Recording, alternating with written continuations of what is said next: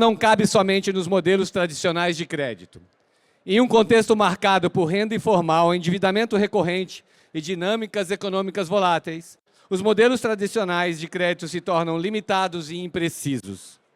A proposta é discutir como uma leitura mais ampla, baseada em múltiplas fontes de dados e inteligência contextual, permite não apenas avaliar o risco, mas identificar oportunidades em reinclusão financeira e expansão de mercado. E reinclusão financeira é um dos tópicos mais importantes que a gente tem nesse momento brasileiro. E para isso vou chamar minha amiga Viviane Moura, diretora de produtos de crédito Serasa Experian. Salva de palmas para a nossa Viviane, bem-vinda.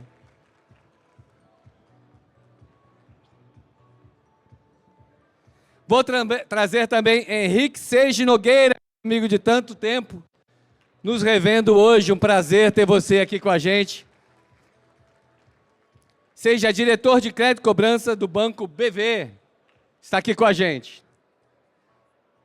E meu novo amigo André Saconato, o cara que fica com a mão no bolso, com mais de 2 décadas de atuação. André combina visão macroeconômica em análise de dados e estratégia de negócios para apoiar as empresas na leitura de cenários. Bem-vindo, André.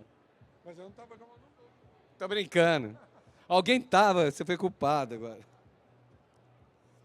Gente, vamos começar. Bater um papo aqui, muito obrigado. Eu não vou ler todo o CV de vocês, porque é muito longo. Se vocês quiserem fazer alguma mexida aí para a gente se ver. Em primeiro lugar, agradecendo demais a Serasa Experian por estar nos patrocinando, está ali sempre presente aqui com a gente. Viviane, bem-vinda. Eu quero trazer uma pergunta, uma reflexão. Vou começar com você, Viviane, que é a nossa embaixatriz aqui do palco, e a gente vai discutindo. Hoje falamos que o Brasil real é mais complexo do que os modelos tradicionais conseguem capturar. Na visão de vocês, o que exatamente torna a decisão de crédito mais desafiadora no Brasil hoje? Legal. Primeiro, muito obrigada a todos que estão aqui presentes hoje. Obrigada, Manfi, aqui pela oportunidade. André, Henrique, um prazer estar com vocês aqui, falando sobre crédito, um tema tão importante, né? E sempre atual. De forma muito breve, macro, eu diria que o cenário econômico ajuda a explicar muito. Né? A gente vive aí altas taxas de inadimplência, né? Taxas históricas de inadimplência.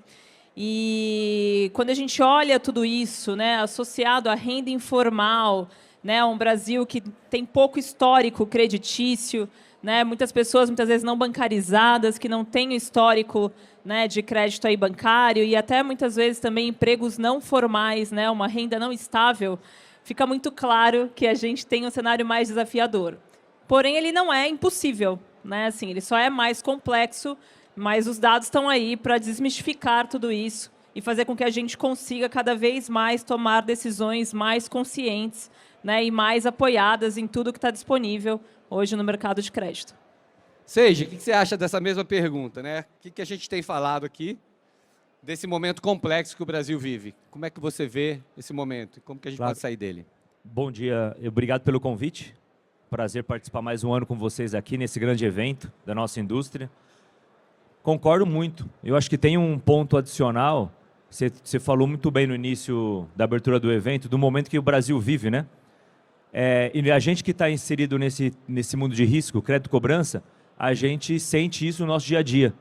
Eu acho que aqui no Brasil, esses movimentos, né, ciclos econômicos, na nossa população, tudo que a gente vê nesse curto prazo, a nossa população sente demais. Então, acho que o grande desafio está, além, obviamente, da gente ter cada vez mais dados para modelar, mas a gente sente isso no impacto na vida das pessoas. Todo movimento de curto prazo do ciclo econômico traz um grande impacto no comportamento de crédito. Isso sem dúvida nenhuma, traz desafios da forma da gente fazer a gestão do crédito como um todo. Né? Aqui não estamos dizendo só uma parte de como eu concedo, mas como eu faço uma gestão desse nosso cliente, uma vez que ele faz parte do nosso grupo. Então, acho que eu complementaria dessa forma, né? Como a gente encaixa a nossa atuação pensando no ciclo econômico e nos impactos de curto prazo, que a nossa população é muito sensível nesse sentido. E falou em ciclo econômico, passou a bola, né, André?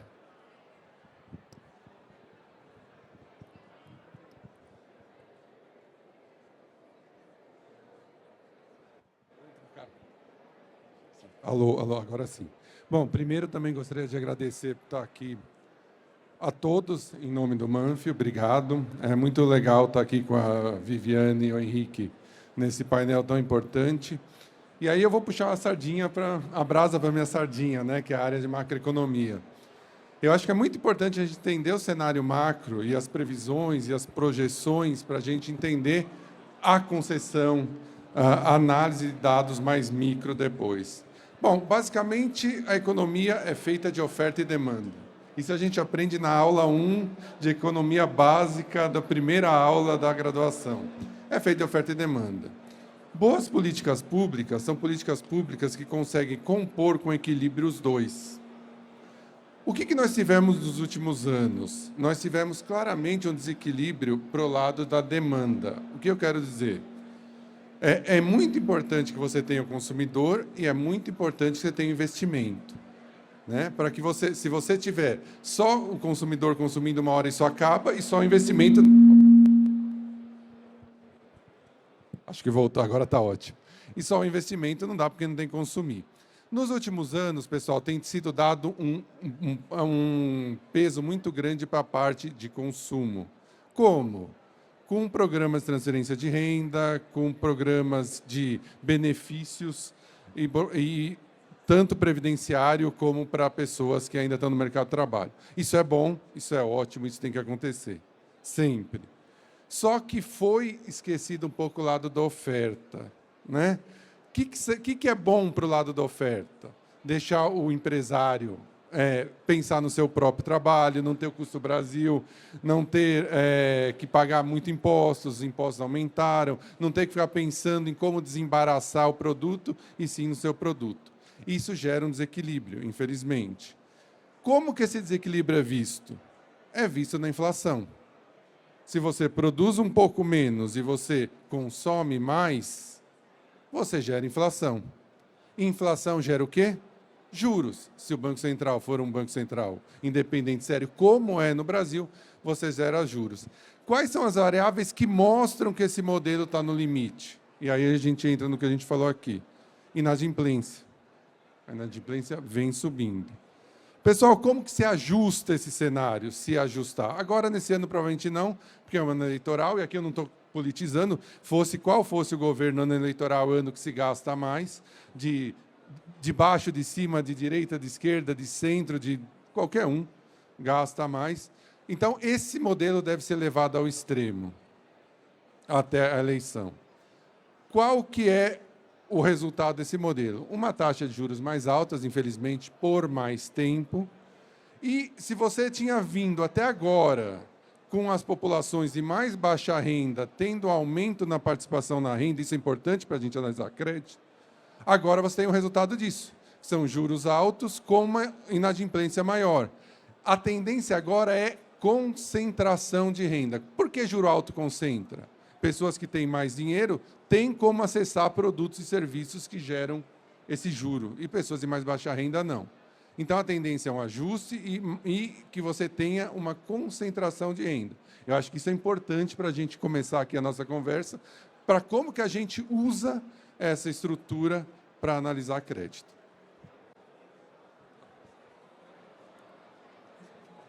Melhor. Muito bom. E aí, com esse cenário econômico, a gente vê que no Brasil a gente tem muitos silos, né? Vários silos diferentes de consumidores. Então, qual é esse papel do crédito para cada perfil de silo? Vou começar com você de novo, Vivi.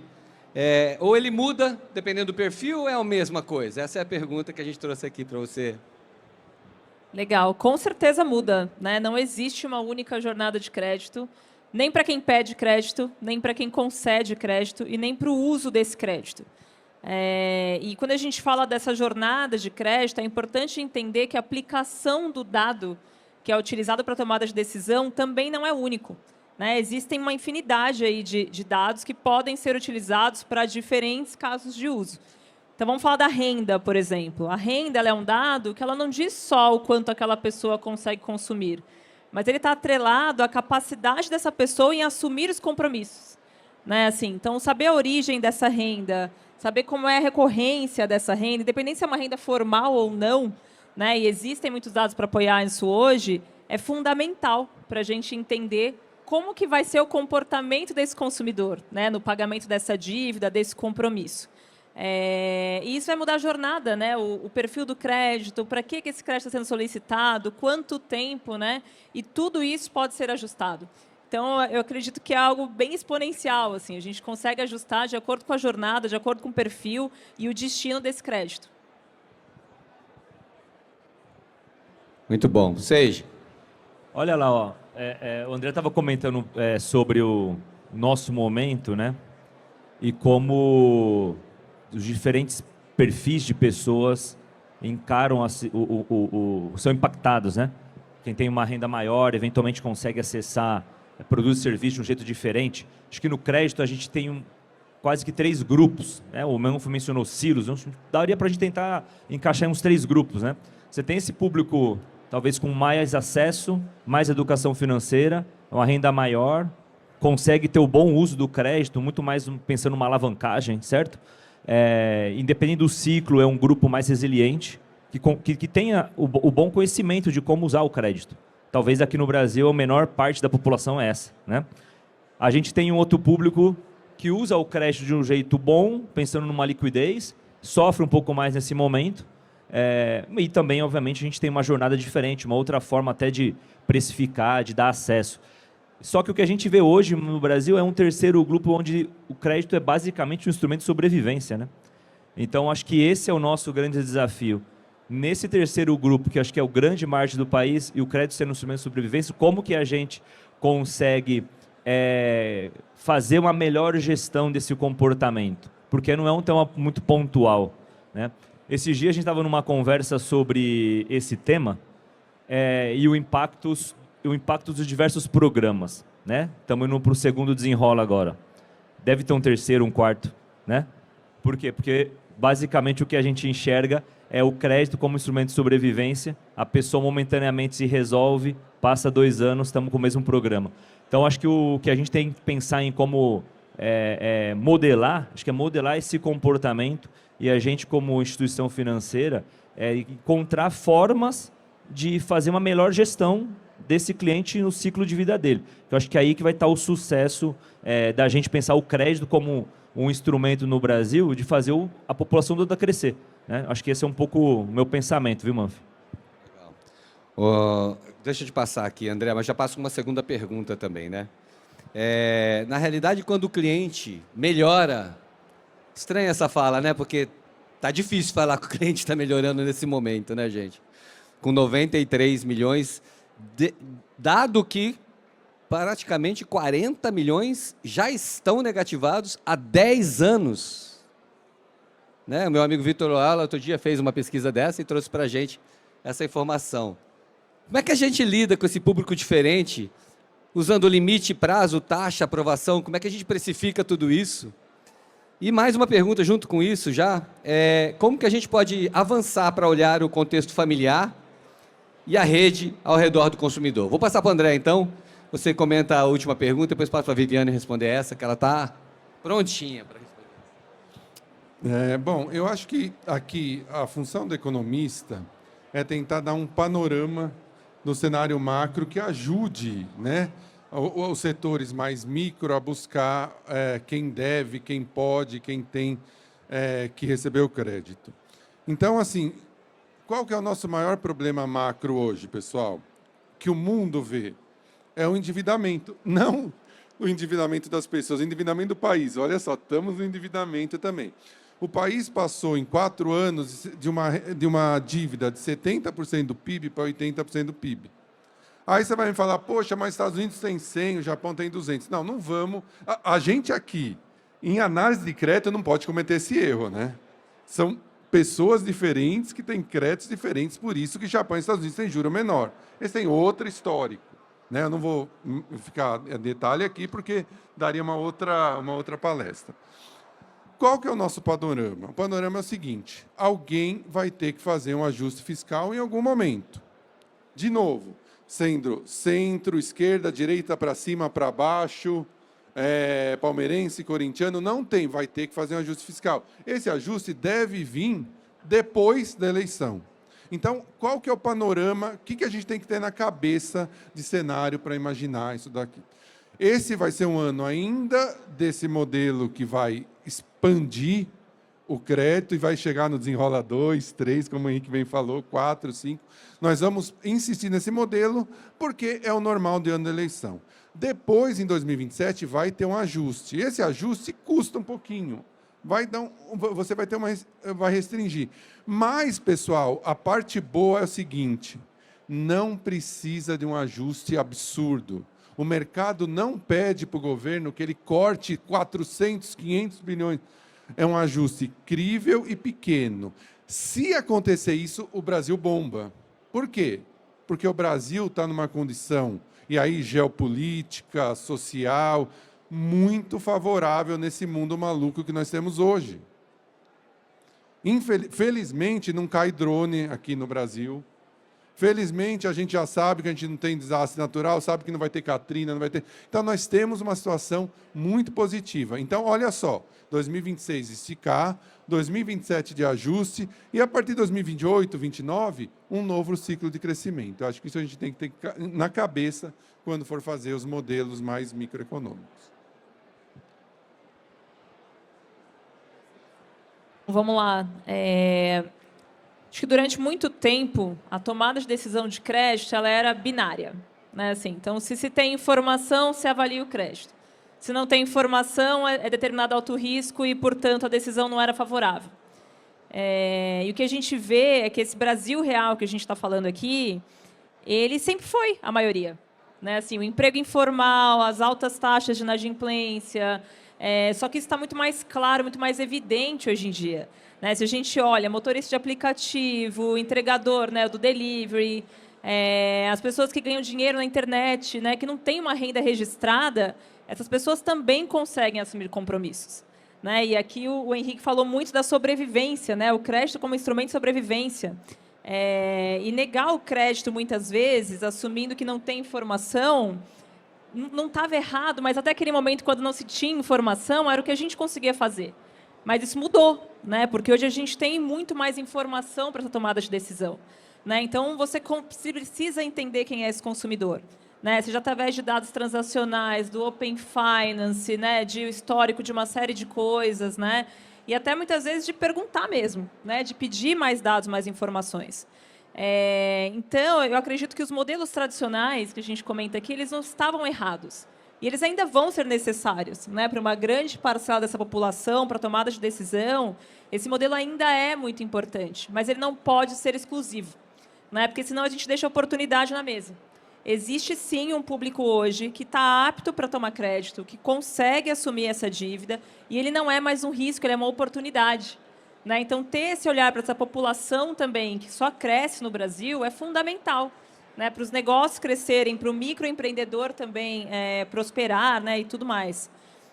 Então, acho que isso é muito importante, a gente ter esse viés do modelo tradicional, mas também do modelo alternativo. Né, como esses dados alternativos, como essas informações geram oportunidades para todas as empresas. Isso é o nosso dia a dia, né, e vai ser cada vez mais a realidade do Brasil, com juros altos, juros baixos. Né, isso é algo que veio para ficar. Então, é importante também a gente ter esse olhar.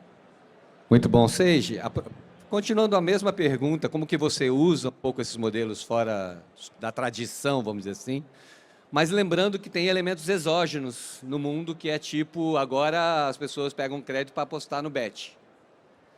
Como é que a gente lida, como gestor de riscos, lida com uma coisa chamada ilusão, né? Que é colocada no mundo, e muita gente fala em educação financeira, mas, de fato, não estamos falando de educação financeira aqui. Estamos falando de educação emocional, que é muito mais complexa que a financeira resolve no celular, e a emocional só na terapia de 20 anos, né? Ou na decidologia, depois eu conto para vocês. Mas, enfim... Mas, Seiji, que desafio é esse, mano? Como é que você lida com isso todo santo dia lá no BV? Boa. Não, sabe que esse tema de bet é muito falado, né? A gente, não é de hoje que a gente debate esse assunto, né? boa parte, se a gente pega boa parte do que é pago em Bolsa Família, 1/4 disso vai para a Bet, né? É uma loucura esse negócio. Eu acho que, de certa forma, acho que o país em si está tentando ter um pouco mais de consciência nesse sentido, né? Até, acho que alguns pontos positivos, o próprio Desenrola 2 tem a ver com isso, né? Os bancos vão limitar, né, o uso, o acesso, né, desculpa, o acesso a bets do público que renegociou, né?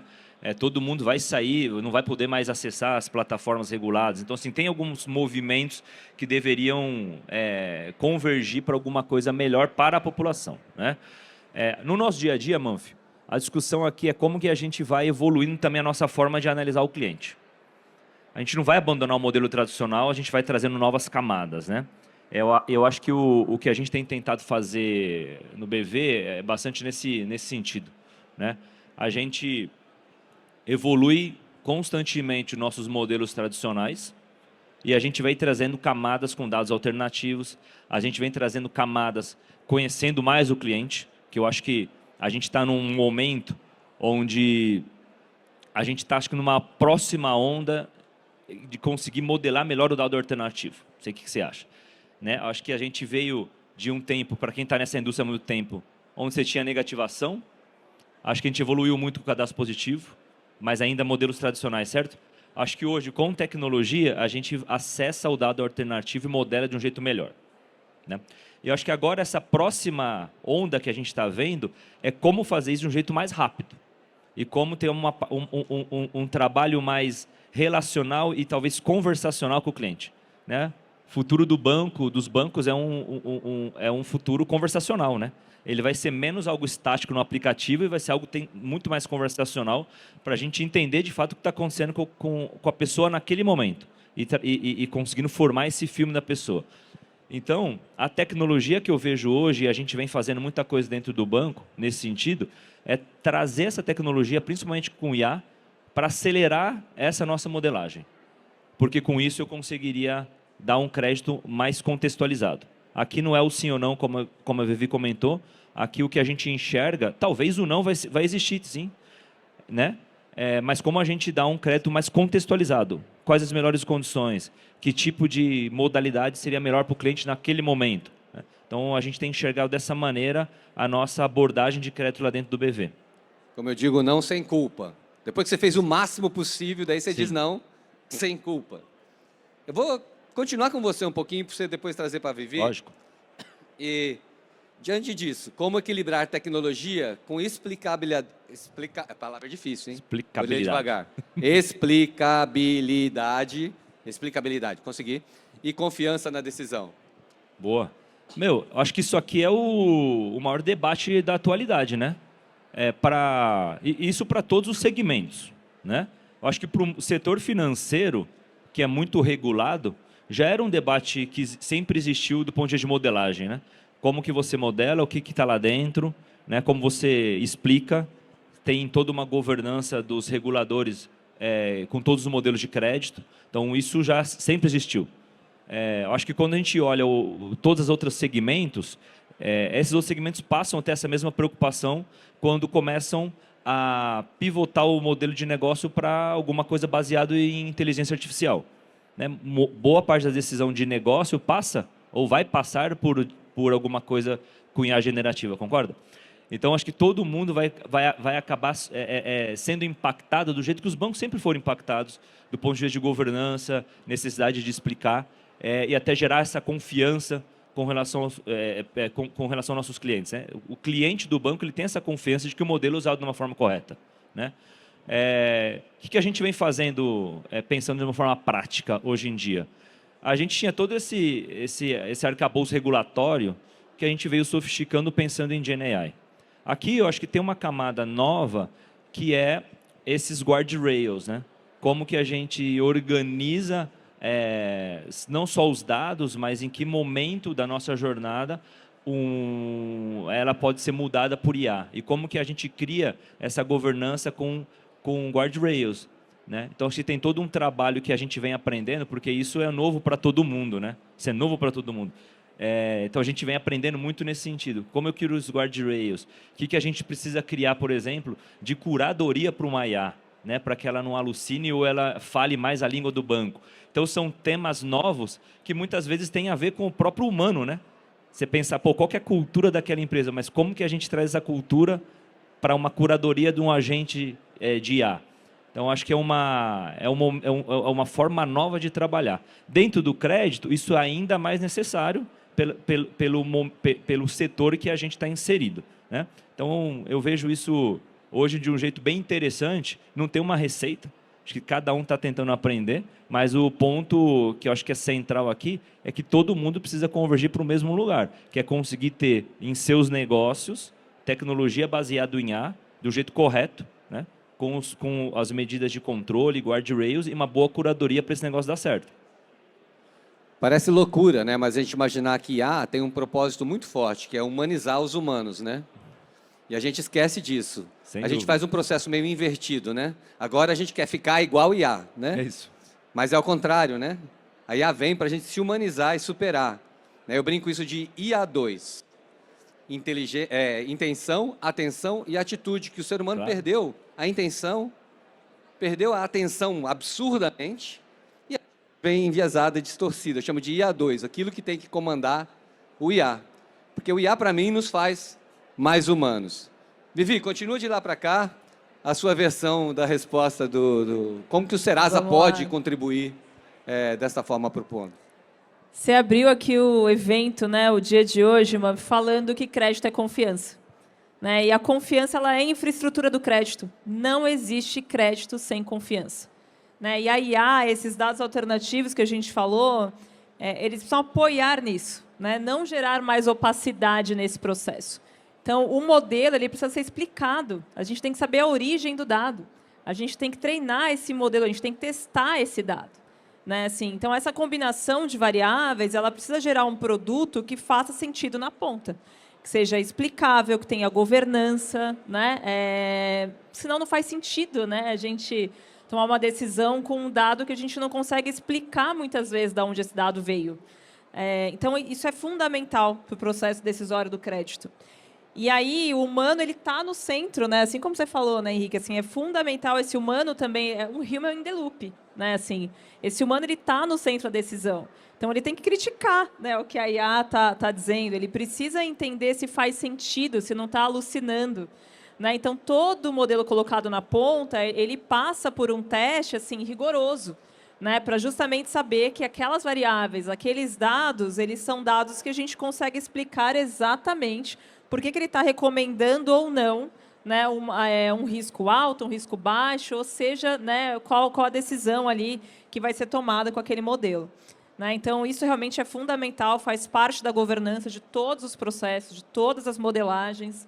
E se a gente perder isso com IA ou sem IA, acho que a gente vai estar usando a IA com um propósito errado. Né? Ela não vem para isso, ela vem realmente para a gente ganhar mais escala.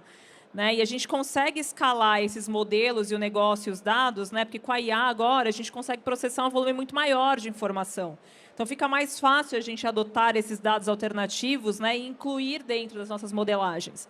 Mas, ao mesmo tempo, para isso ser escalável, tem que ter confiança em toda a jornada. Né? Então, isso não pode ser perdido de vista. Então, esses processos têm que ser garantidos e a gente faz isso assim todos os dias. Porque isso está intrínseco, né, dentro dos produtos e dos processos. Legal. Antes de passar, André, eu vou fazer um comentário aqui, né? A gente pensando em dados, né, gente? Todo dado tem um significado. Aí você pensa assim, rapaz, se eu falar uma palavra aqui, sei lá, pão, cada um vai entender uma coisa. Porque tem um mundo de pessoas que entendem os dados de formas diferentes. Agora eu sei que aquela variável é pão. Mas na hora que eu falo pão, você pensa num, você pensa no outro, você pensa no outro. Então, qual é o desafio de modelagem no mundo? É infinito. É infinito, porque cada ser humano tem suas interpretações de várias políticas de crédito de formas diferentes. Você vai equilibrar a cobrança, por exemplo, a recuperação, as falas, os modelos, é tudo muito diferente. O que a gente tenta é nichar o máximo possível. Muito bom. André, olhando para frente, você é o cara que tem que olhar para frente para dar boa notícia. Tira do bolso a boa notícia. Fala que o governo vai botar uma lei que não pode mais financiar a BET. Olhando para frente, qual é a principal mudança que vocês três esperam na forma como o crédito será concedido no Brasil? Manfio, eu falando na parte mais macroeconômica, eu tenho total confiança na estrutura de crédito no Brasil. Só para a gente ter uma ideia, de como nós estamos avançados nisso daqui, eu tinha um amigo que em 2008 ele morava nos Estados Unidos, até 2008, e ele era vendedor de crédito imobiliário. Aí eu perguntei para ele, seu xará, perguntei para ele, Fernando, qual que era o modelo que vocês usavam para conceder crédito imobiliário? Não é brincadeira, pessoal. Ele falou assim, a gente ia nos bares às 7 da noite pegar pessoas bêbadas para poder fazer um crédito imobiliário. Aí eu falei, como assim? Ele falou, não, era só ter o SS, né, a carteira de identidade, e assinar um papel, ele saía com crédito para comprar a casa dele. E aí, dentro desse contexto, eu falei, e se ele não tivesse entrada? Ele falou, não tem problema. Eu emprestava a entrada para ele poder pegar o crédito depois. O cara começava com negativo, né? Foi o que aconteceu nos Estados Unidos em 2008, chegou no subprime. A gente está muito mais avançado que isso. Nossa estrutura regulatória, né, como o Henrique disse, é muito mais avançada. Então, eu acho que assim, nós estamos muito mais preparados, mais bem preparados, para lidar com essa nova onda de dados, esses dados da inteligência artificial, de uma forma muito mais responsável. E a nossa mão de obra, digamos assim, dentro do setor de crédito, é muito, muito bem preparada. Eu acho que eu vejo com muito otimismo essa nova visão. Apesar desses problemas macroeconômicos que devem ser resolvidos em 2, 3 anos, eu vejo isso com muito otimismo. Falei bem. Falei coisas boas.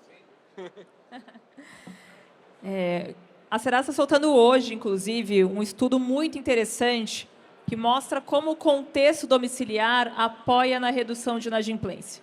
Né? Então, entre idosos, por exemplo, ele chega a apoiar uma redução de 31%, né? Que é um número muito alto. A gente está dizendo que quase 1/3 da inadimplência no grupo de idosos pode ser explicado pelo contexto familiar. Né? Porque muitas vezes aquele idoso ele não tem condição, né, de pagar aquela conta e tudo mais, mas quando você olha só a renda dele como indivíduo, mas quando você olha no household, no domicílio, ou mesmo no contexto relacional, ele consegue assumir, né, aquela dívida, aquele compromisso. Entre jovens, né, por mais que a gente pense entre jovens, o contexto também apoia demais. Né, ele explica 24% dessa redução, né, de inadimplência. Ele ajuda a explicar. E quando a gente fala mesmo de baixíssima renda, ele está associado também a uma redução de 17%. Também é um número super alto, a gente está falando aí de quase 1/5, né, de redução de inadimplência. Então, é importante a gente ter esse olhar também na tomada de decisão, não apenas no indivíduo, mas no contexto em que ele se relaciona, como ele está posicionado, né, seja na casa dele ou seja no relacional. Obviamente, tem muitos dados para falar disso, Open Finance, transacional, dados positivos, dados tradicionais, né, restritivos.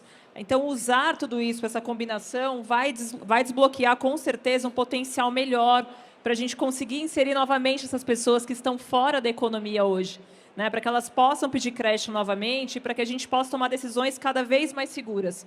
Eu acredito que o Brasil Real ele sempre existiu. Como eu disse, ele está muito evidente agora. E, de fato, não absorver essa população, a gente não ter esse olhar, a gente vai deixar a oportunidade na mesa. Né? Assim, eu acho que tem já inúmeras instituições financeiras crescendo porque realmente estão vendo potencial nessa parcela da população que precisa de crédito e consegue assumir esse crédito. Né? E aí o uso desses dados realmente vai ser fundamental para a gente conseguir desbloquear e trabalhar com essa população cada vez mais crescente nesse Brasil real. Ô Manfio, faz uns anos atrás, eu estava batendo um papo com alguns amigos sobre como que a gente deveria fazer uma melhor gestão de risco. Né? A gente estava falando muito de segmentação, muito. E o nosso mundo é isso, né? Você segmenta de diversas formas, né? E a gente começou a debater, assim, no extremo, o que poderia ser feito em termos de segmentação. Aí a gente falou, deveríamos ter uma segmentação de uma pessoa, né? O que eu vejo hoje com tecnologia, com mais dados, igual o Vi colocou? Uma personalização em escala. Então, acho que hoje a gente tem a condição, a gente está entrando numa era que a gente vai ter essa condição de ter uma personalização em escala.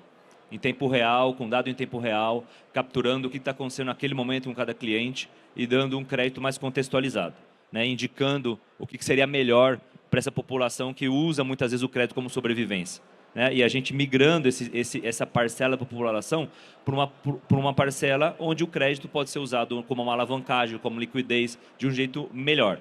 Então, acho que essa personalização em escala, a tecnologia nos vai permitir. Então, enxergo muito isso como aqui no Brasil. E, com certeza, se a gente conseguir evoluir dessa maneira, o crédito passa a ser um grande instrumento de crescimento, né? Um grande instrumento econômico de crescimento. Então, acho que dá para a gente caminhar dessa maneira. Sem dúvida. E eu queria contribuir aqui achando que nós, empreendedores, né, nós empresas, precisamos fazer mais perguntas. Porque perguntas diferentes.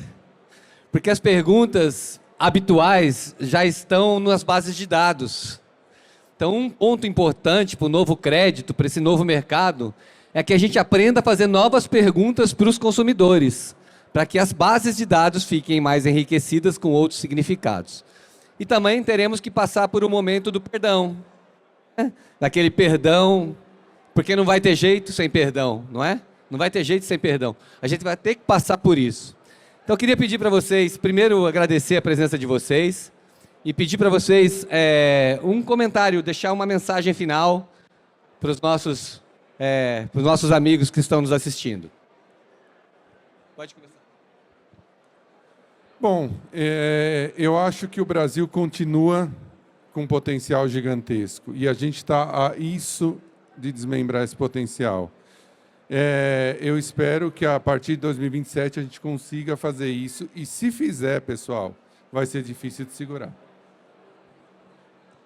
O Brasil Real, ele é um fato, né? Ele cresce apesar de tudo e a gente tem que estar preparado para lidar com esse Brasil real e não deixar oportunidades, né? Transformar o risco na decisão certa. E usar dados para isso, né? E olhar tanto os modelos tradicionais, mas os modelos alternativos e combinar tudo isso, sem dúvida, é a chave para o sucesso. Mais uma vez, obrigado pelo convite. Acho que aqui no nosso país, o desafio não é só medir o nível de risco, né? É como que a gente interpreta a realidade das pessoas, né? Então, eu enxergo muito dessa maneira. O crédito não deveria ser um desafio, uma barreira. O crédito deveria ser uma ponte para a pessoa conseguir crescer. Então, acho que o nosso papel, pensando no futuro, olhando para frente, tá nesse caminho aí. Uau, que painel sensacional. Muito obrigado pela presença de vocês. Serasa, muito obrigado por estar patrocinando a gente aqui. É com muito carinho que a gente recebe esse patrocínio e devolve para vocês o melhor que a gente pode. Obrigado, pessoal.